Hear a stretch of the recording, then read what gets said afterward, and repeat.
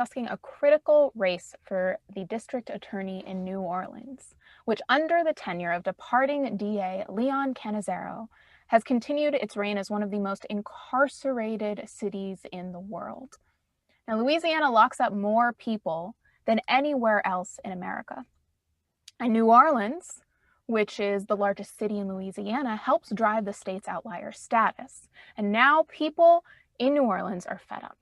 They're fed up with being known as the most aggressive incarcerator in the country. They want to be known for the Jazz Fest, having some of the best cuisine in the nation, and the New Orleans Saints, not putting people, mostly Black men, in jail. So people in New Orleans are turning their sights on the individual who is most responsible for jailing all of these people. And that's the district attorney, the elected prosecutor. That's right. So on Saturday, yes, this coming Saturday, New Orleans will elect a new chief prosecutor. That's going to be a hugely meaningful election. And today we're going to talk about what's at stake in this December 5th runoff and explain why it provides a massive opportunity for criminal legal reform advocates to upend policies that have been unnecessarily and unjustly funneling people into jails and prisons for decades. Now, the two candidates going head-to-head in this race are Kiva Landrum, who's a former criminal court judge, and Jason Williams, who is currently president of the New Orleans City Council. These simple descriptions tell you nothing about who they really are, so we're going to go into detail. But before we do, we're going to take a step back and talk about kind of how New Orleans wound up as the incarceration capital of the world. Now, that history, of course, starts long before our subject matter, but we're going to focus on recent history and talk about, for example, the current DA, Leon Cannizzaro. He took office in 2008, replacing Kiva Landrum, who's one of the candidates now. She was a career prosecutor who briefly served as DA, as an interim DA, essentially, from 2007 to 2008. And then she left to run for judge, and Cannizzaro takes office. She, Kiva, is now seeking to return to that office. But throughout this long tenure of Leon Cannizzaro, he has relentlessly pushed the idea that you can somehow arrest and incarcerate your way to safety, which is an idea that is not supported by any research or evidence. It's not an idea that is true. And his approach has succeeded in making Louisiana the most incarcerated state in the nation, but notably not the safest. And there's simply no good reason why New Orleans or Louisiana has to have this awful title. A recent ACLU study of Louisiana found that 60% of the people who are being held in these packed local jails across the state were there on nonviolent offenses, most commonly drug possession. On average, those people were incarcerated for almost 6 months before their cases were resolved. Emily, I really want to hone in on that 6-month incarceration average that you just mentioned, because when we talk about that average, it's pre-trial, which means that it's folks who have not been convicted of a crime.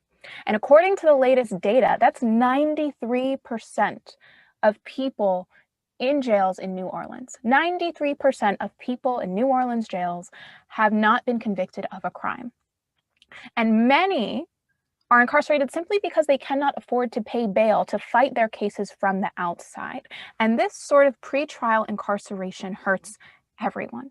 So for example, the data shows that locking people up for drug use does not reduce drug use.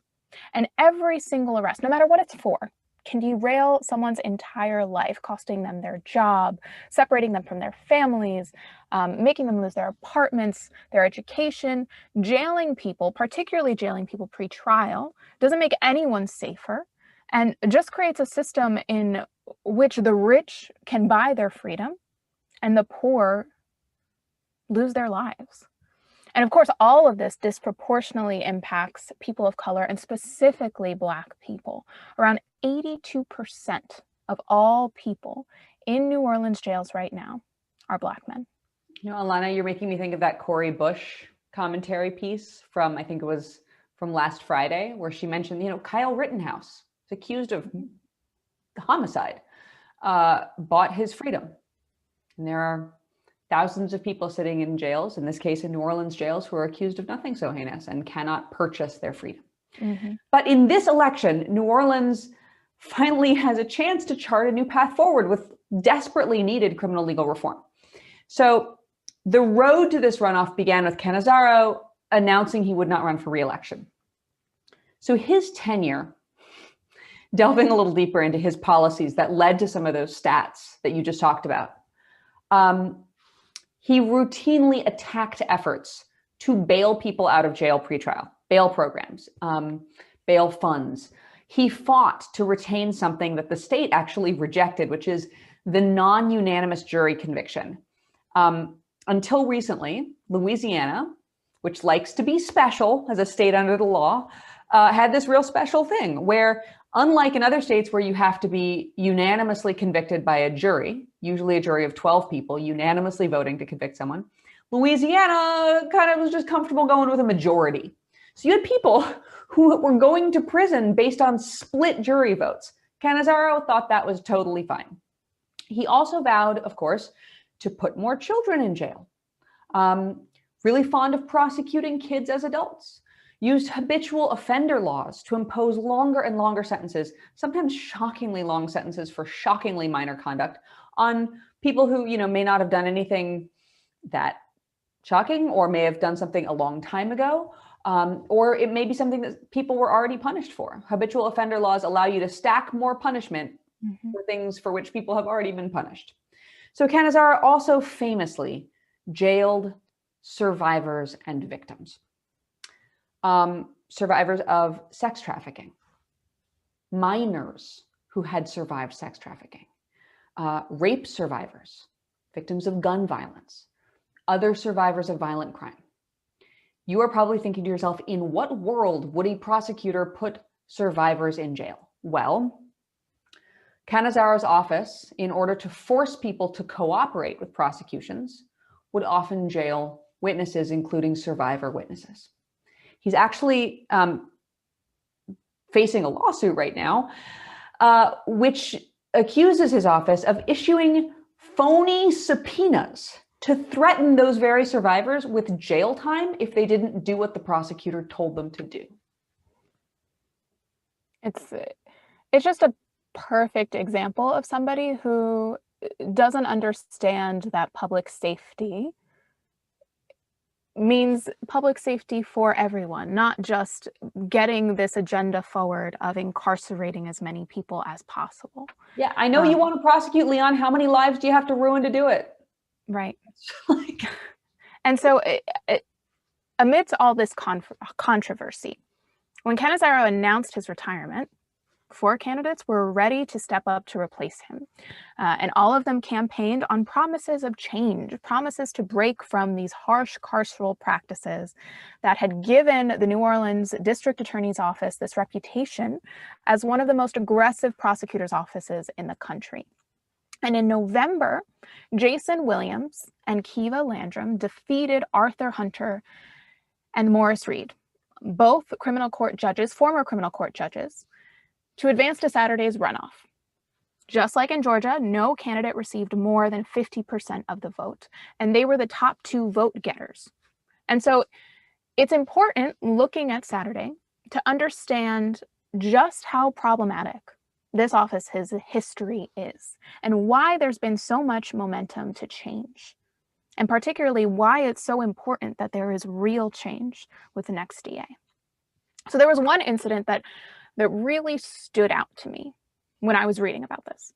In 1995, former New Orleans prosecutor Jim Williams was notoriously photographed for Esquire for showing off a model electric chair adorned with the faces of 5 Black men he'd sent to death row.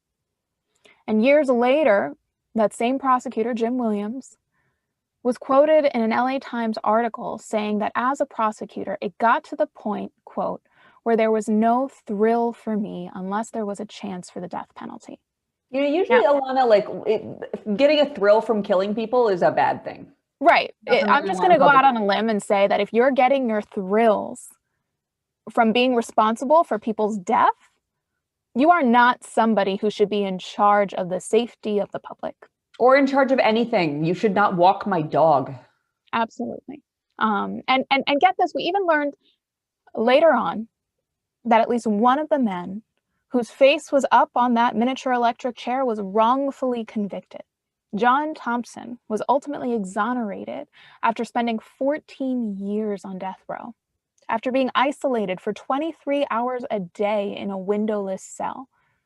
The break that would reveal grave prosecutorial misconduct and ultimately free Thompson came less than a month before his scheduled execution. So Thompson's case was not unique, unfortunately. Thompson's case was among 19 convictions that were reversed under longtime DA Harry Connick. Yes, the father of that Harry Connick Jr.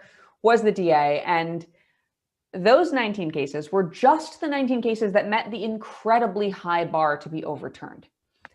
Now, Connick was famously criticized by Ruth Bader Ginsburg herself for displaying total indifference toward the rights of people who were accused of crimes. So all of this is to say there are some long-standing problems with this office and this jurisdiction, not only with its handling of lower-level cases that, as Alana pointed out, absolutely have the capacity to ruin lives all by themselves. These are the cases that are filling the jails and filling the prisons, but also with higher-profile cases that have made national news as grotesque miscarriages of justice. Mm-hmm. And so looking at this election moving forward, all of the candidates who are running to replace Cannizzaro, they know that New Orleans voters want change, that they're demanding change. And so they're all running on platforms that, and they all have run on platforms that to some degree have advocated for change. But there are major contrasts between the platforms of the two remaining candidates, Kiva Landrum and Jason Williams. So let's start with Kiva Landrum. She's a career prosecutor. She became acting DA in 2007 when District Attorney Eddie Jordan resigned. She had been a prosecutor for nearly a decade before that and held the office for only a year because she won a seat as criminal court judge in 2008. But in that short time, she drew national attention for coming down hard on marijuana possession by prosecuting repeat offenses as felonies. And these were charges that could result in 5 to 20 years in prison for marijuana possession. Marijuana prosecutions have always stuck in my mind as some of the most shocking and under-discussed. Right. And so critics were accusing her of racking up felony convictions to make it appear that the DA's office was tackling violent crime, particularly after New Orleans was declared a quote-unquote murder capital.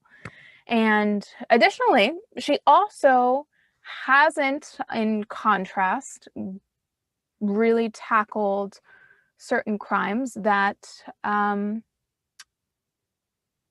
are committed by those who are powerful. So as interim DA, Landrum also did decline to prosecute a number of white New Orleans police officers who beat up Black City Transit employees at a bar.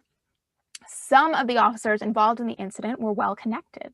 So for example, a cop who was dating and would eventually marry Cannizzaro's daughter was accused of kicking a transit worker in the face during that incident, but was never charged.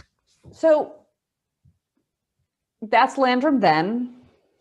Alana, we are public defenders. We give people lots of room to grow and change. We believe in the human capacity for change. So let's look at Landrum's platform, which, like, even now in the year 2020, leaves a lot to be desired.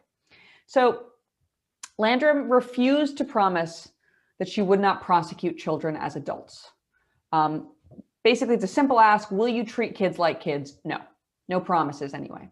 She's also declined to indicate whether she would oppose arresting people on grounds that were related to their immigration status. She would not express support for a recent ordinance advancing pay parity for the public defender's office. That's a really big one because in a city with this history of sort of outlier inequity between the people who are being accused and the prosecution machine and the law enforcement machine going after those people, the fact that the playing field is even more tilted by underfunding the defenders, underfunding the very people who are, supposed to be the last champions of liberty, to quote another famous public defender's office. This is it's basic fairness. Funding both sides of the system equally is like basic level playing field 101. And Landrum would not express support for that level playing field idea. And if you're trying to sort of correct sort of the years of misconduct by this office, like, you would think that the first thing that you could do is say, hey, maybe let's fully fund the office that is working on correcting that. Right? It's also like, it's such a hard idea to argue against. Like, hey, we've got two sides of the system. Should we give them both the same resources? I mean, it's just like, it's really hard to argue against that idea. Mm-hmm. Anyway, she also said that she would continue making use of that habitual offender statute, the one I mentioned that heaps serious prison time on people for relatively minor misconduct.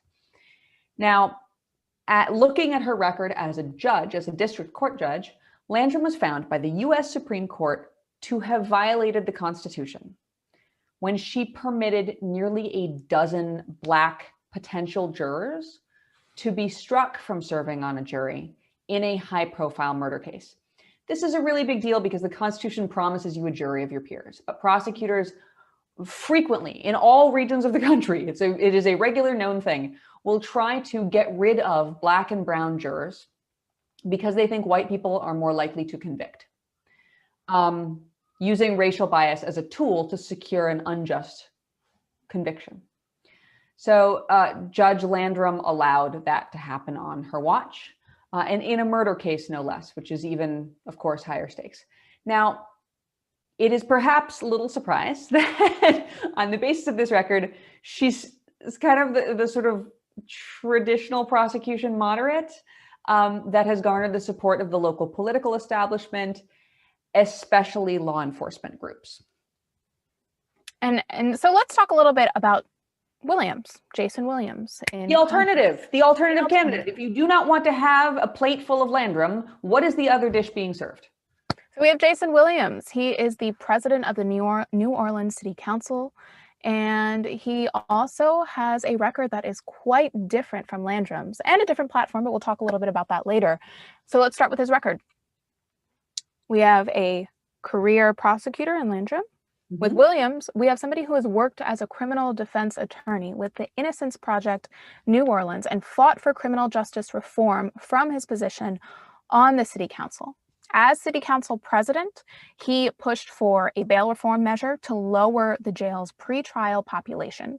He also led the charge on reducing penalties for marijuana possession and sponsored a successful ordinance to bring funding for the public defender's office that would be closer to parity with the DA's office.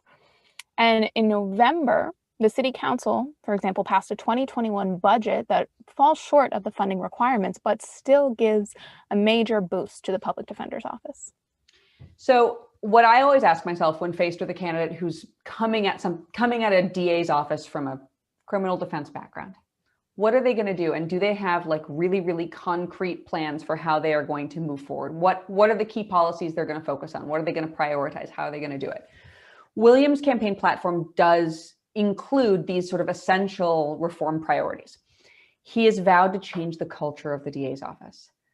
This is a big lift in a DA's office that has a win at all costs culture, so untethered from like public safety and it's like a duty of care to the community that they have like famously prioritized high conviction rates over something more resembling justice.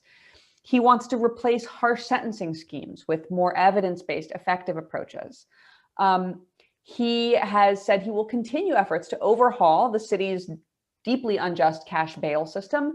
And he's also promised, interestingly, so let's remember, prosecutors have the power to decide what to prosecute, right? If police bring them a case and they're like, hey, prosecute this guy, prosecutors have the right to say, no, thank you. I think that's kind of a bad arrest, or that's a bad policy, or I think you're a liar. So he has promised as DA that he will reject cases that are built on racial profiling, that are built on illegal use of stop and frisk, and also those cases that seem to arise from incidences of police misconduct. Now, that should be real basic because all of those things are illegal, and prosecutors should not be moving forward on cases that are based on illegal tactics by police. But Williams has made that promise explicit.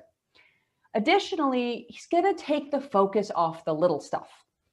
He wants to stop focusing on drug and public order offenses and instead prioritize the prosecution of serious crimes.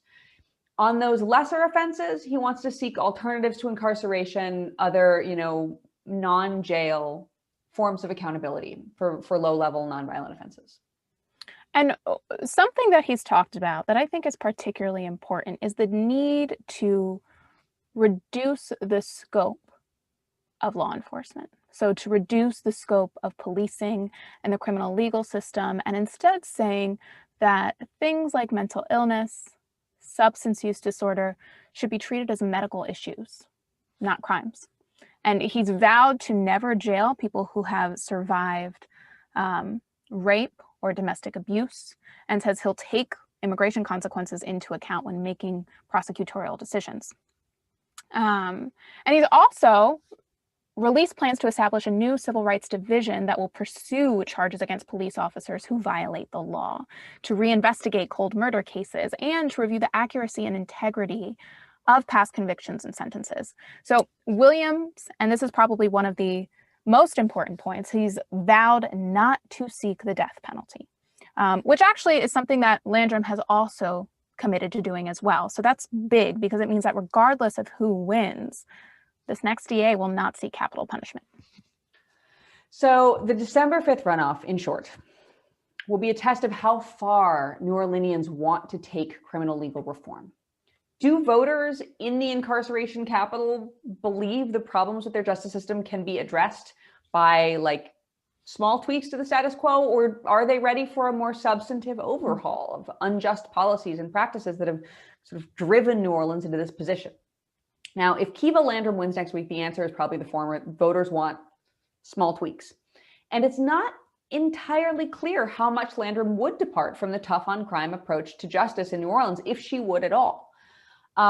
Although Landrum has adopted some of the sort of reform-minded language in a handful of her positions, her career record as a judge, as a prosecutor, her proximity to Cannizzaro, it's led to a lot of skepticism in the reform community about how much of this language really indicates a desire to tweak and how much of this language is kind of set dressing. Activists have also repeatedly accused Landrum of refusing to meet with progressive constituencies who want to ask her these questions, question her on mass incarceration, how she would tackle these issues as a district attorney. And that sort of tells you sort of who she wants to be accountable towards. It makes me, who it makes me think of? Jackie Lacey not meeting with Black Lives Matter. And that did not turn out well for her. She was not reelected after years and years and years of ignoring and refusing to meet with Black Lives Matter. Absolutely. And so if in this case, if people in New Orleans choose to elect Jason Williams, it could really represent a remarkable changing of the guard in the incarceration capital. And so in a recent interview with WWL-TV in New Orleans, Williams delivered some insightful commentary about the legal system in his city. So we're going to play that clip. Let's go ahead and play it right now. What I've seen is there are not just a couple of instances of injustice. There's not just one or two things that need to be fixed.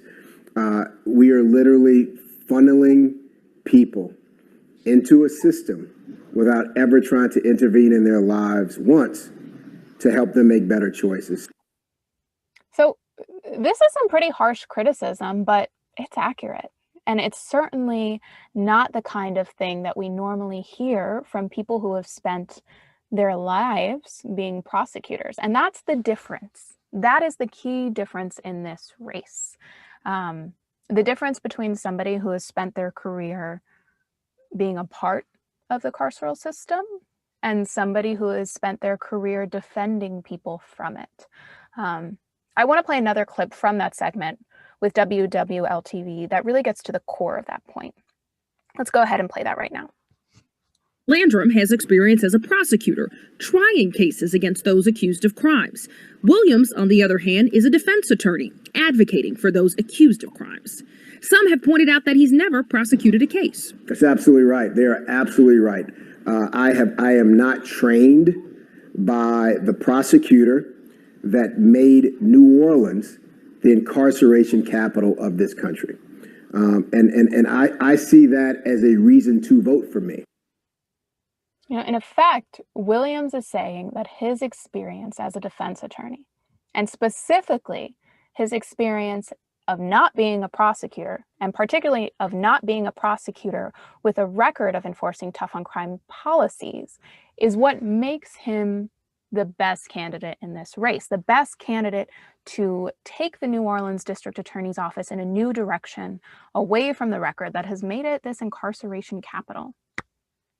You know, a lot of the thing I can't stop thinking about here, just moving to like the broader context of what's happening in these elections, is across the country, you know, George Gascon, Chesa Boudin, just to name the two most recent one, you know, Garza in Travis County, Texas. Across the country, we're seeing like voters make it very, very, very clear that they are ready for a change. Everybody is sick of paying for and being harmed by a massive carceral structure that is racist and not making anyone safer. And so voters are done with that. And they are looking for, they are hungry for prosecutors or, you know, prosecutorial candidates who really want to dig in and change something. Mm-hmm. But what's interesting to me is the sort of result, like this, like the political, cynical result that we have now is, you know, you have, when you look at the backgrounds of the people running, you have career prosecutors who are like putting on a hat that says progressive. And then you have folks who, you know, as was just pointed out, don't come from that system, weren't trained by the carceral operators of the past, did not grow up professionally in an office where their bread and butter was putting people in cages. And I think it's really interesting to look at this election to see if voters can kind of see through the progressive set dressing, if that is in fact what it is, and find a truly decarceral candidate. If they can identify what kind of a background makes someone decarceral and really ready to make, you know, brave changes to the system, as opposed to just falling for the en vogue language of progressive prosecution. That's a really good point, because the language is out there, right? Since Larry Krasner, the blueprint has been out there for what to say if you want to run as a progressive prosecutor. And so it becomes a little bit more difficult to distinguish somebody who wants to really change the system. So for example, right now in this race, you have Landrum who, you know, she wants to end the death penalty. That's good. But she still is somebody who we can see in this race wants to uphold elements of the carceral system. Meanwhile, you have her opponent, Williams, who is somebody who wants to minimize it, shrink it, lessen the role of the DAs, lessen the role of law enforcement, and make it so that, you know, we're incarcerating fewer people and that we're not sort of taking systemic problems like public health problems and just slapping a Band-Aid on them and making them worse. And I think something that's really important when we talk about public defenders who run as DAs, there are a few things that are really important, but one thing that I keep thinking about is how the recognition that there's not a real difference between people who are accused of crimes and people who are harmed by crimes. I mean, you and I have both worked as public defenders, and we've seen so many people that we've represented who, sure, maybe they committed some sort of crime or were accused of a crime, but they in the past also had crimes committed against them, had violence perpetrated. They'd survived crime and been accused of crime and might go back to surviving crime. It's one community that is churning through a system that is not what they asked for. And so much of the harm happens within jails. So much sexual abuse, violence, all these other sorts of things, and often by people who are in positions of power. Mm-hmm. And so if we're talking about future district attorneys who are going to stop that cycle, it needs to be district attorneys who are committed to sort of stopping harm where it occurs and not just sort of addressing it by over incarcerating people. And that's something that it seems like in this race, Williams is particularly suited to do because he's somebody who's seen the harm of the carceral system and who wants to minimize it. Yeah. Jail doesn't fix anything. It makes a lot of things worse. It has a lot of effects that are bad, but it doesn't fix anything. That is our show. Thank you so much for joining us here on The Appeal Live. We will look forward to speaking with you again very soon. You can join us here pretty much every day. You can follow The Appeal on Facebook or Twitter. I'm Emily Galvan Almanza. This is Alana Sivan, and we'll see you soon.